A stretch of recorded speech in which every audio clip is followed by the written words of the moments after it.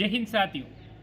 कल गुरुवार को दिल्ली हाईकोर्ट में जो अग्निवीर को लेके जो सुनवाई हुई थी वो सुनवाई पूरी हो चुकी है और जैसे पेंडिंग भर्तियों के रिजल्ट को भी दिल्ली हाईकोर्ट ने रिजर्व रखा है, उसी प्रकार ये जो अग्निपथ के थे जो भर्तियां हैं, ये अग्निपथ पे जो केस दायर हुए थे उनको भी अंतिम जो हेयरिंग करके और जो निर्णय है वो रिजर्व रखा है और जल्द भी उसका भी निर्णय आएगा। मैं कुछ आपको पॉइंट बता देता हूं जो कल सुनवाई को लेके हुए थे। कल जो सुनवाई हुई थी उसमें अग्निपथ योजना के खिलाफ याचिका पर सुनवाई पूरी हो चुकी है। दिल्ली हाईकोर्ट अपने फैसले में तय करेगा कि केंद्र सरकार की अग्निपथ योजना सही है या गलत। दोनों याचिकाकर्ताओं से भी और सरकार से भी, दोनों तरफ से दिल्ली हाईकोर्ट ने अपने अपने सुझाव ले लिया है। अब उसके पास भविष्य में वो जब भी है इस पे वो डिसीजन लेगी कि ये सही है या नहीं। अधिसूचना और अभ्यर्थियों के भविष्य और उस पर पड़ने वाले असर को मुद्दा बनाते हुए याचिका दाखिल की थी। उन्होंने जब याचिकाकर्ताओं ने याचिका दाखिल की कि इसका युवाओं के भविष्य पर असर पड़ेगा और अधिसूचना इस पे भी असर पड़ेगा। इस पे वापस सरकार ने क्या अपनी सफाई पेश की है। केंद्र सरकार की अग्निपथ योजना को चुनौती देने वाली याचिका पर गुरुवार को दिल्ली हाईकोर्ट में सुनवाई पूरी हो गई। कोर्ट ने अपना फैसला सुरक्षित रख लिया। सुनवाई के दौरान दिल्ली हाईकोर्ट में केंद्र सरकार ने अग्निपथ योजना का समर्थन किया। अब इस मामले पर फैसले की उल्टी गिनती शुरू हो गई है। दरअसल दिल्ली हाईकोर्ट अपने फैसले में तय करेगा कि केंद्र सरकार की अग्निपथ योजना सही है या फिर नहीं, क्योंकि याचिकाकर्ता इस योजना से जुड़े कई मुद्दे, अधिसूचना और अभ्यर्थियों के भविष्य और उस पर पड़ने वाले असर को मुद्दा बनाते हुए याचिका दाखिल की थी। 2 दिन चली सुनवाई के दौरान additional solicitor general Aishwarya Bhati ने इस स्कीम के बारे में कोर्ट में कहा कि ये पहली बार है कि युवा लड़कियों को भी सेना में शामिल किया जा रहा है। अग्निपथ को इन्होंने जो सबसे बड़ी जो है फायदा बताया कि लड़कियों को भी पहली बार है इसमें शामिल किया गया। हम इस पर भी ध्यान दे रहे हैं कि अग्निवीरों को केंद्रीय सशस्त्र पुलिस बल की सेवा में 10%, ये जो एसएससी जीडी के तहत जो केंद्रीय सशस्त्र पुलिस बल की परीक्षाएं होती है उनमें 10% आरक्षण दिया है। कौशल विकास मंत्रालय में भी अग्निवीरों की स्किल की मैपिंग कर रही है। इग्नू से एक एमओयू साइन किया गया। इसके तहत अग्निवीरों को डिप्लोमा या 6 साल की डिग्री दी जाएगी। अग्निवीर 4 साल खत्म होने के बाद भी अपनी पढ़ाई जारी रख पाएंगे।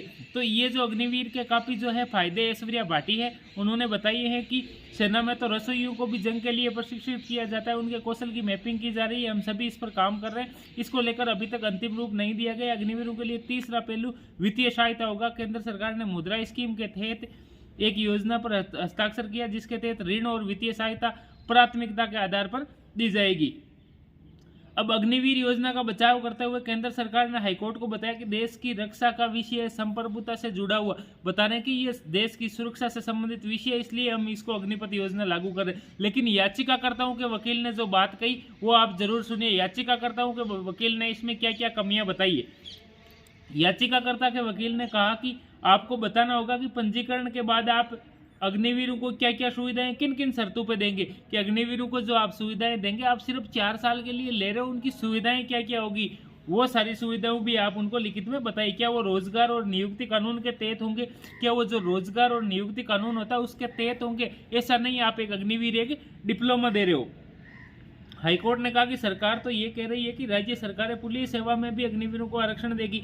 हाईकोर्ट ने इस पर वापस उनका बचाव करते हुए ये बात पूछी तो कुछ राज्यों ने तो नियुक्ति योजनाओं की भी घोषणा कर दी। याचिकाकर्ता ने कहा कि अग्निवीर सेवा प्रशिक्षण के दौरान कोई जोखिम हुआ तो उसको किसी भी प्रकार का शारीरिक जोखिम हुआ तो प्रशिक्षण के मामले में रिस्क किसको ज्यादा रहेगी, जवान पर या सेना पर।